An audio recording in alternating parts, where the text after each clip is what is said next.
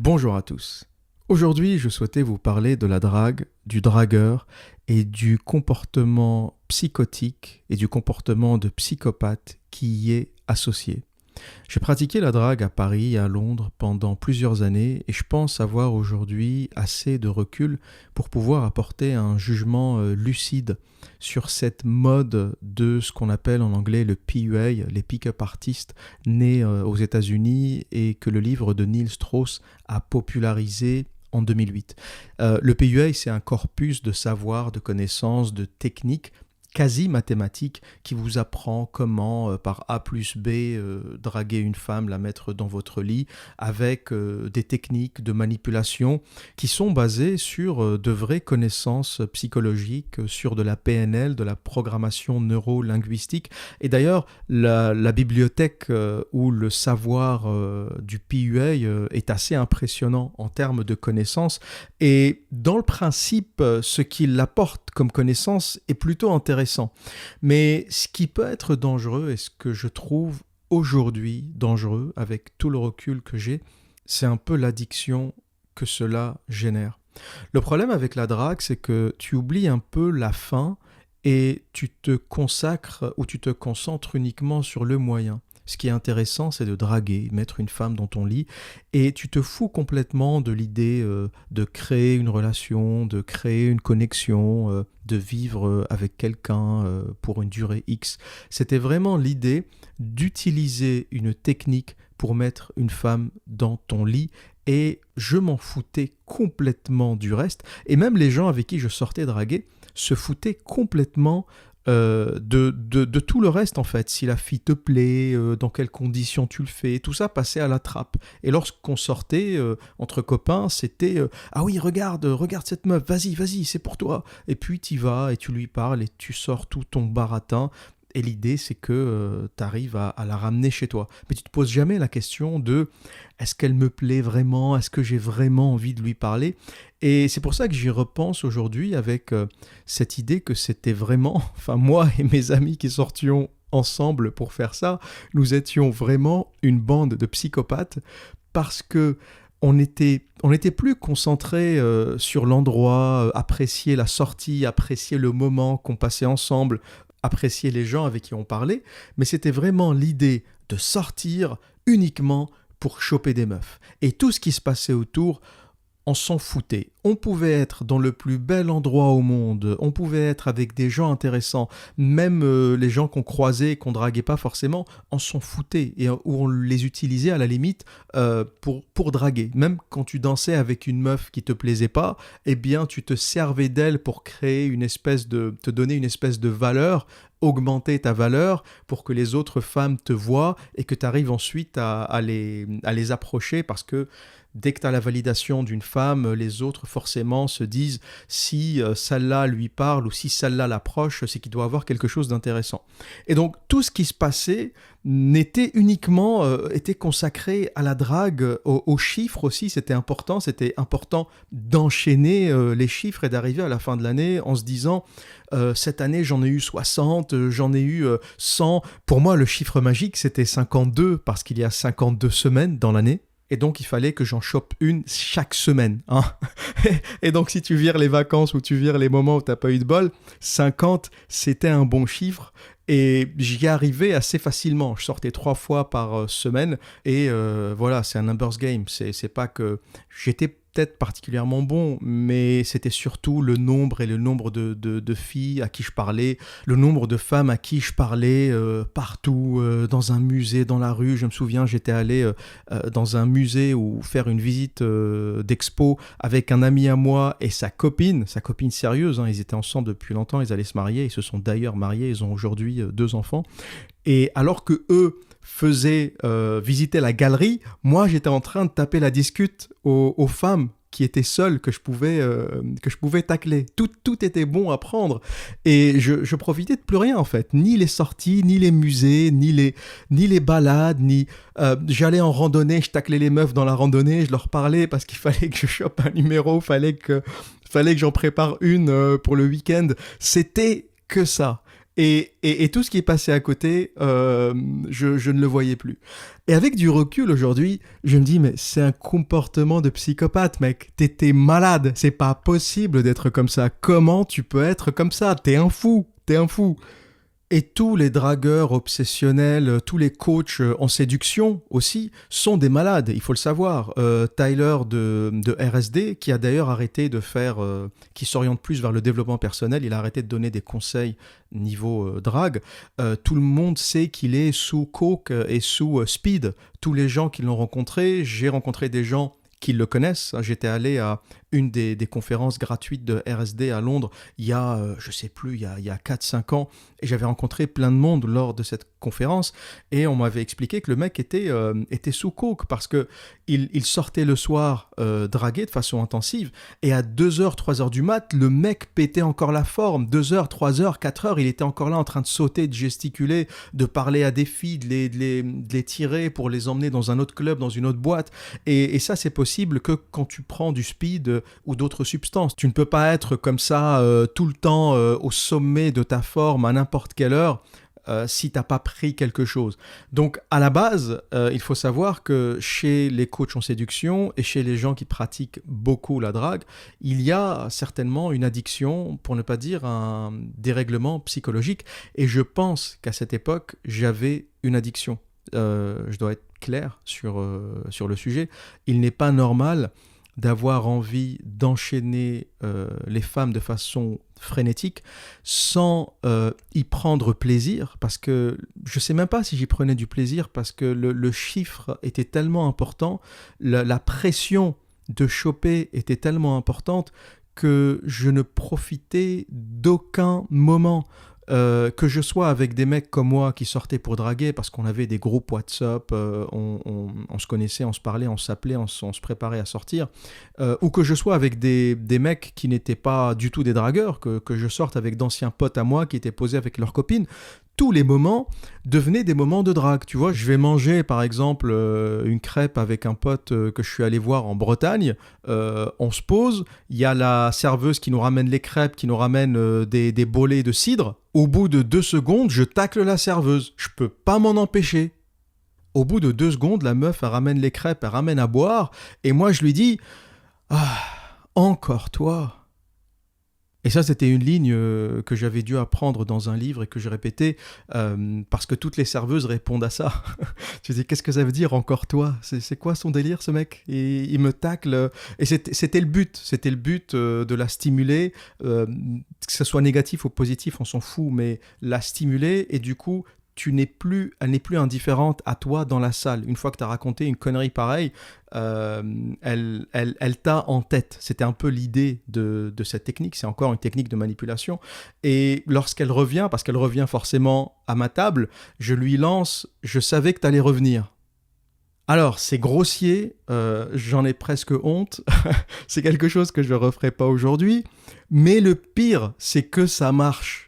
Le pire, c'est que sur certaines femmes, ça marche parce qu'elles sont tellement habituées à voir des mecs un peu mous, un peu fragiles, un peu polis, un peu casse-couilles, ou qui vont faire genre des compliments, j'aime tes chaussures, j'aime ton machin, j'aime des trucs un peu, tu vois, l'électrocardiogramme plat, qu'à un moment, quand tu la secoues, ça devient l'événement de ta journée. C'était un peu sur ça qu'était basée cette technique de drague. Et j'ai fini par avoir son numéro de téléphone et j'ai fini par la revoir. Et il faut savoir qu'à l'époque, j'étais juste de passage à Dinan, en Bretagne, pour aller voir un ami à moi. Je n'y habitais pas, j'étais allé voir un pote et il fallait, je ne pouvais pas m'empêcher de draguer. Donc c'est un peu ça la folie du truc. Et avec du recul, je pense que c'est irrespectueux par rapport à l'ami qui était avec moi, parce qu'à la base, j'étais allé le voir, et le but, c'était qu'on partage une crêpe et qu'on discute. On avait fait nos études d'architecture ensemble. Le problème, c'était un peu ça. Avec du recul, le problème, c'était ce comportement de psychopathe qui fait que tu n'apprécies plus rien dans la vie.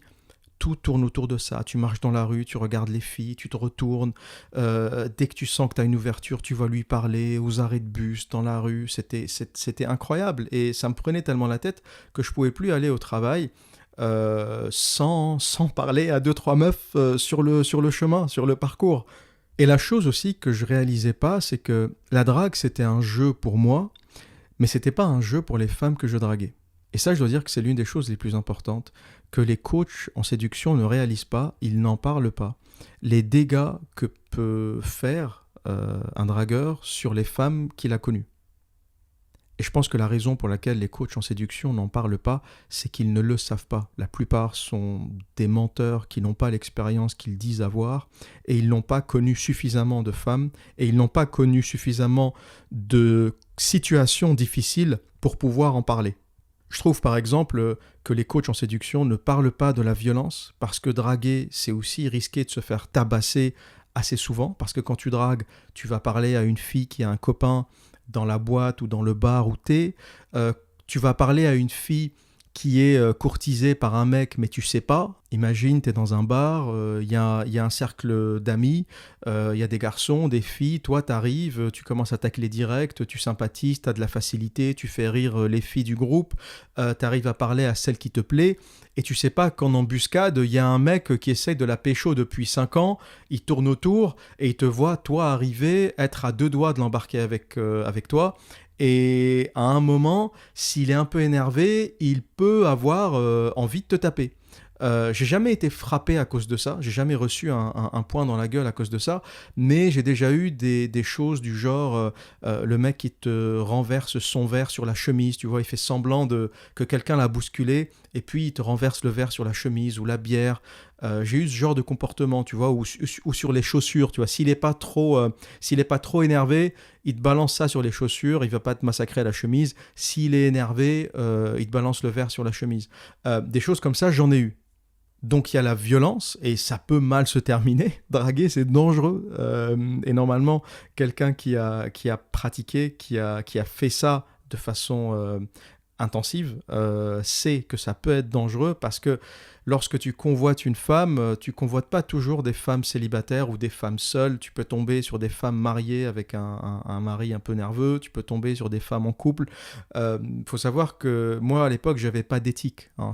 Pour moi, c'était un détail. Qu'elle soit mariée, qu'elle ait un copain, c'était un détail parce que je me disais, si elle se donne à moi, c'est que de toute façon, elle est pas heureuse dans son mariage ou dans son couple. J'avais pas ces états d'âme. Et je me disais, si c'est pas moi, ça sera un autre, de toute façon. Donc je m'en foutais complètement, je culpabilisais même pas d'avoir couché avec une femme mariée. Donc la violence, c'est quelque chose qu'il faut intégrer, c'est quelque chose à quoi il faut être préparé, et je trouve qu'on n'en parle pas assez. Et l'autre chose, c'est comme je le disais, les dégâts que tu peux faire sur les autres, parce que moi je prenais ça pour un jeu, et le dragueur prend ça comme un jeu, mais en face, la personne que tu manipules, que tu dragues, que tu séduis, c'est une personne, tu vois, c'est pas un jeu virtuel, c'est une vraie personne qui a des sentiments, des attentes, qui s'imagine des choses sur ce qui est en train de se passer. Et je vais vous raconter une anecdote qui explique un peu ce cas, ou les cas auxquels on peut être confronté lorsqu'on joue à ce jeu de la drague, du PUA, du pick-up artist.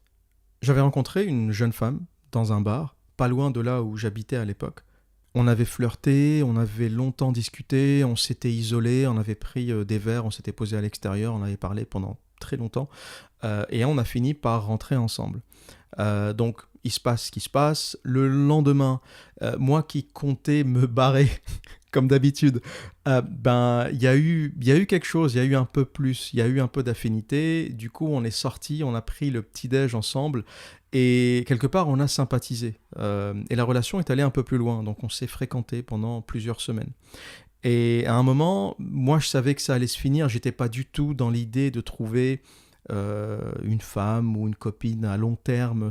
J'étais pas du tout dans le délire. Moi, fallait que je passe à la prochaine. J'étais dans le nombre, dans l'accumulation. Il fallait que je fasse mes 50 ou mes 54 par an.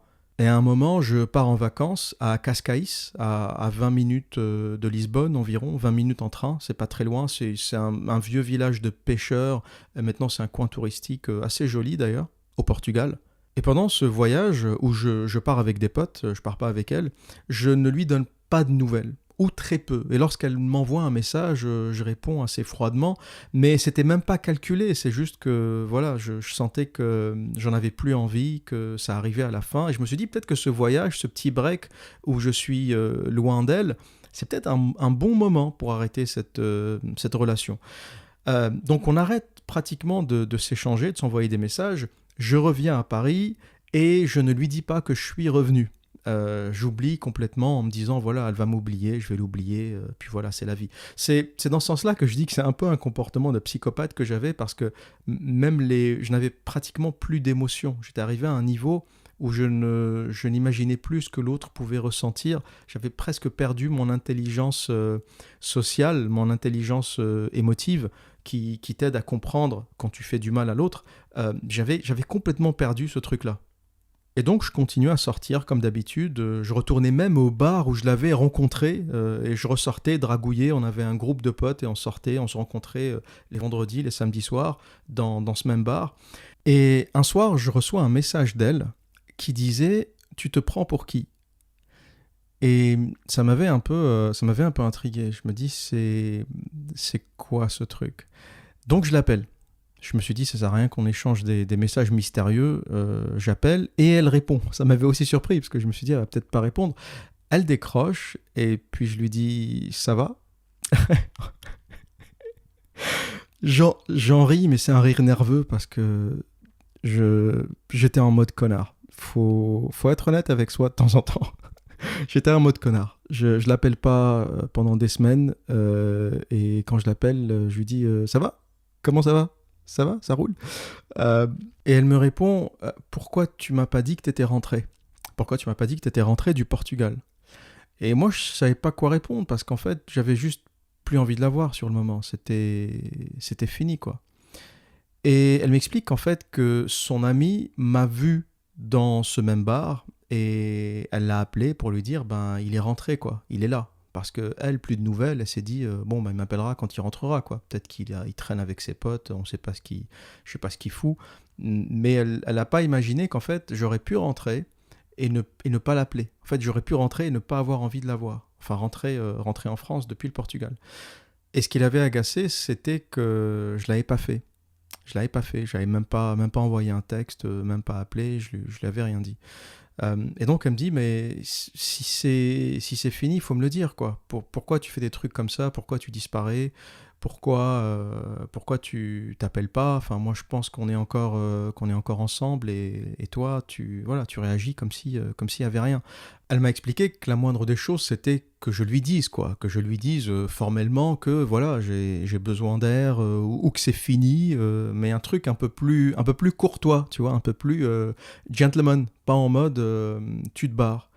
Et sur le coup j'ai pas su quoi répondre. J'avoue que je savais pas quoi répondre parce que pour moi j'étais vraiment dans ce comportement psychopathe où t'as pas besoin de prévenir l'autre. Quand c'est fini, tu te barres, tu disparais et t'enchaînes, tu vois. Et on a décidé de se revoir une seule fois encore pour la simple raison que je devais lui rendre ce qu'elle avait laissé chez moi. Parce qu'à force, tu vois, tu fréquentes quelqu'un, il y a une brosse à dents, des vêtements, des machins. Donc elle me dit, bon, ben, on se voit et tu mets tout ce que tu trouves à moi chez toi dans un paquet et puis on se voit à tel endroit et voilà, ça sera la dernière fois où on se verra, quoi. Donc je fais ça, on se revoit, on prend un café. J'avoue que c'est l'un des moments les plus désagréables de ma vie. Rendre un sac comme ça à une femme avec tous ces trucs dedans, toutes ces affaires, enfin les quelques affaires qu'elle avait laissées traîner chez moi. Et avec le temps, j'ai aussi commencé à comprendre que quand une femme commence à laisser des affaires chez toi, c'est qu'elle ressent quelque chose pour toi. Une femme ne laisse rien chez un homme qu'elle sait qu'elle ne va jamais revoir, ou quand elle sait que la relation n'est pas sérieuse. Mais quand elle commence à laisser des choses chez toi, plus elle laisse de choses, surtout si elle commence à laisser des vêtements de rechange, des sous-vêtements, des trucs comme ça, c'est que, bon, c'est qu'elle compte revenir, tu vois. Et ça, c'est aussi quelque chose que j'ai compris. C'est aussi quelque chose que j'ai compris plus tard. Quand une femme commence à laisser des affaires chez toi, c'est que c'est quelque part, elle tient à toi et elle pense revenir. Donc je lui rends son sac et on parle un peu de cette histoire parce qu'elle me dit j'ai jamais connu ça, quoi. J'ai jamais connu un mec qui disparaît comme ça au bout de quelques semaines, qui me fait même pas comprendre que c'est fini. Tu pars en vacances, tu reviens, tu me dis rien, tu disparais, et c'est fini et pour toi c'est normal. Et dans ma tête, Et dans ma tête, c'était normal. Dans ma tête, c'est... Ouais, c'est comme ça. T'es le numéro 34. Et moi, j'étais déjà à la recherche du numéro 35. Et j'avais pas vraiment d'état d'âme sur ce que va ressentir numéro 34 par rapport à numéro 35, ou si numéro 23 est en train de pleurer, ou si j'ai laissé une capote chez numéro 22. J'étais pas dans ces considérations-là. C'était j'enchaînais et je passais à l'autre. Et ce qui est important de comprendre pour ceux qui draguent, pour ceux qui font cette activité, encore ceux qui le font de manière... Je ne parle pas du dragueur occasionnel. Tout homme sera un jour amené à draguer, c'est normal. C'est comme ça que les hommes et les femmes se rencontrent. Si tu fais pas le premier pas, aucune femme ne va te sauter dessus. Bon, ça arrive, mais c'est rare. En général, c'est à toi de faire la cour. Si tu ne le fais jamais, il se passera jamais rien. Donc je suis pas en train de dire que la drague c'est mal, c'est même nécessaire, et c'est comme ça que vos parents se sont rencontrés, et c'est comme ça que les miens se sont rencontrés, et si mon père n'avait pas parlé à ma mère, je serais pas là. Donc à un moment, pour que les hommes et les femmes se parlent, il faut bien qu'il y ait un homme qui fasse la démarche. Ou une femme. Encore une fois, c'est un peu plus rare.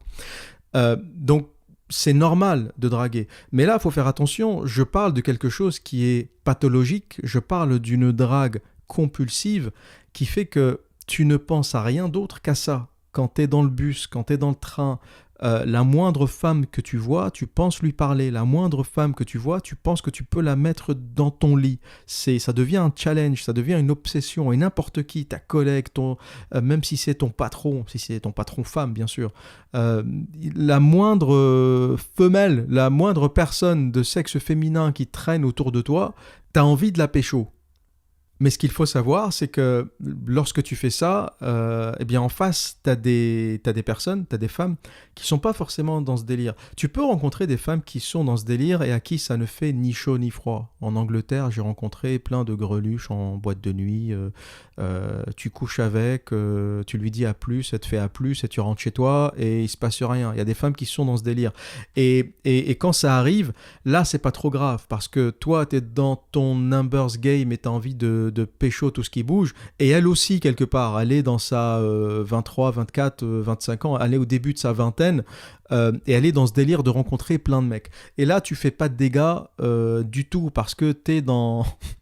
T'es avec une femme qui quelque part pense aussi comme ça. Quand elle t'a vu, elle s'est dit je vais me le taper et je vais le jeter. Et là c'est neutre.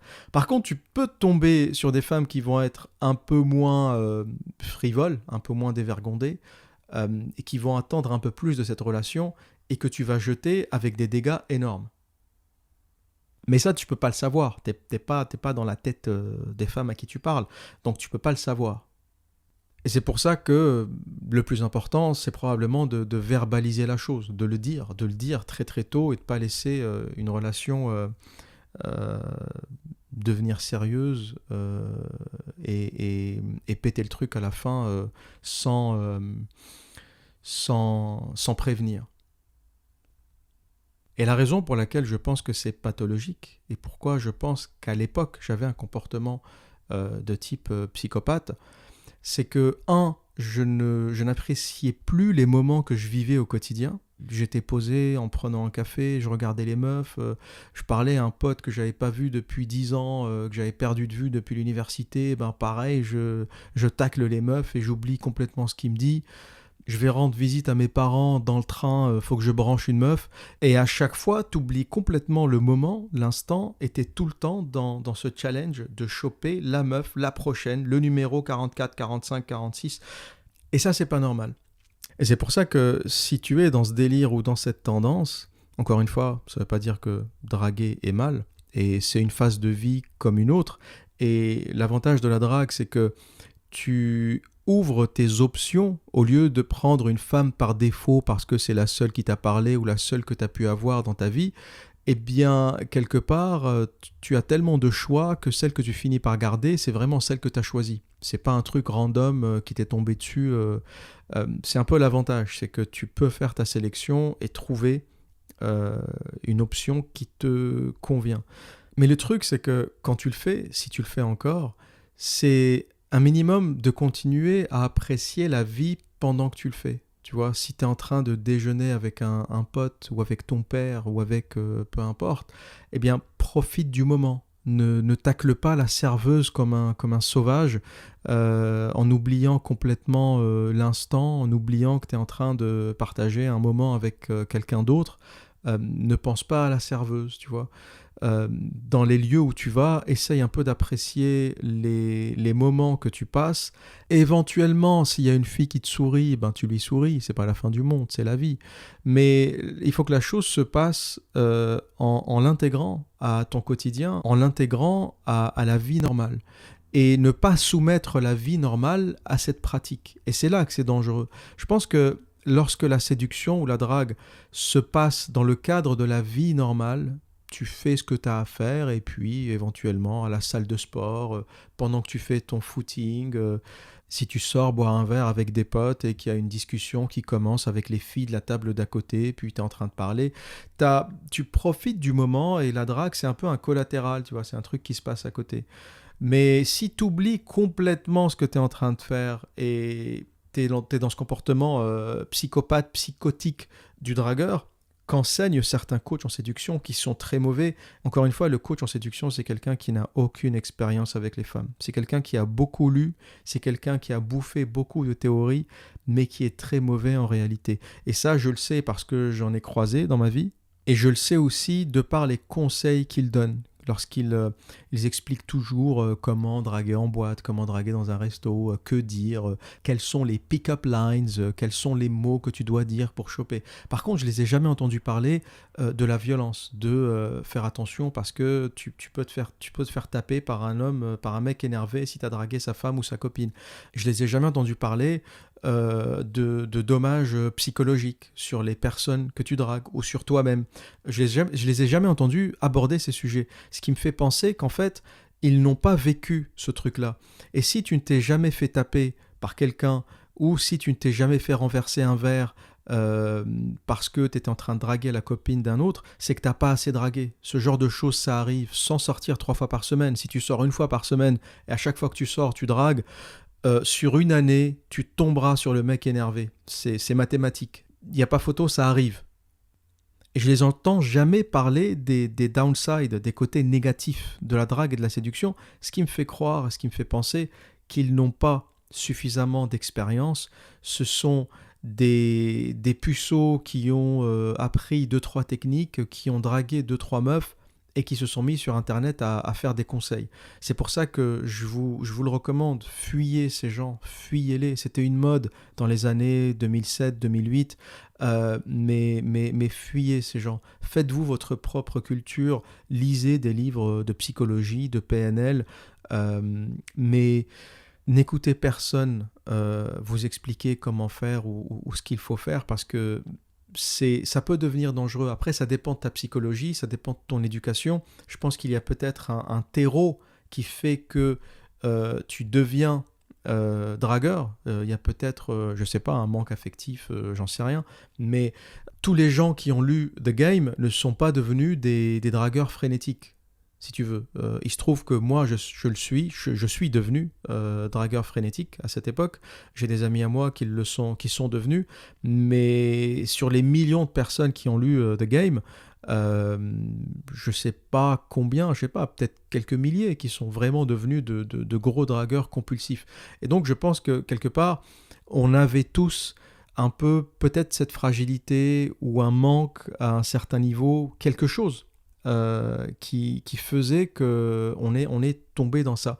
Et le pire, c'est que même avant de connaître la drague, j'étais pas complètement démuni. J'avais eu des copines, j'arrivais à séduire.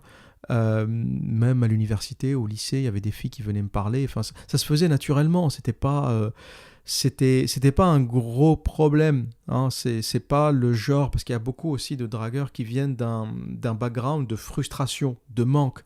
C'est un peu une espèce de vengeance, ce qu'ils font. C'est le mec qui n'a rien compris aux femmes et qui se venge à 30 ans parce qu'il a découvert la drague. J'étais pas trop dans ce schéma-là. Avant, j'avais connu beaucoup de filles très jolies depuis le lycée, à l'université. J'avais jamais eu de problème avec ça. Et j'ai dû tomber dans ça parce que, je sais pas, c'était comme un challenge, quelque chose qu'il fallait que je me prouve. Et on développe une addiction, c'est ça qu'il faut comprendre. L'adrénaline que te donne à chaque fois, ou même l'idée, tu as un peu l'impression, je l'écrivais aussi dans mon livre, dans la première moitié qui est une autobiographie et la deuxième partie qui est un peu plus technique, mais dans mon livre MGTOW, je parle dans la première partie de moi et de la drague, et j'explique comment cette idée que tu peux rencontrer une inconnue dans la rue, la ramener chez toi, avoir un rapport sexuel avec toi, ça te donnait un peu l'impression d'avoir des super pouvoirs. C'est quelque chose qui est inconcevable, parce que quand tu connais pas ça, tu te dis, ben non, il faut connaître une femme, sortir avec, la rencontrer pendant plusieurs semaines, plusieurs mois, pour espérer coucher avec elle. C'était un peu l'idée traditionnelle de la séduction, de la drague. Et là, tu as le PUA qui arrive, qui t'explique, non, non, non, non, si tu balances ça dans l'ordre, dans la séquence, boum, boum, boum, un egg, un machin, un truc, et tu la ramènes chez toi. T'essayes ça, tu vois que ça marche. Après, bon, faut que tu sois plus ou moins bon. On va dire que j'avais une bonne base, une facilité à parler, une facilité à draguer avant de connaître le game. Et sur cette bonne base, c'est venu s'ajouter toute cette technique qui m'a transformé en vrai psychopathe.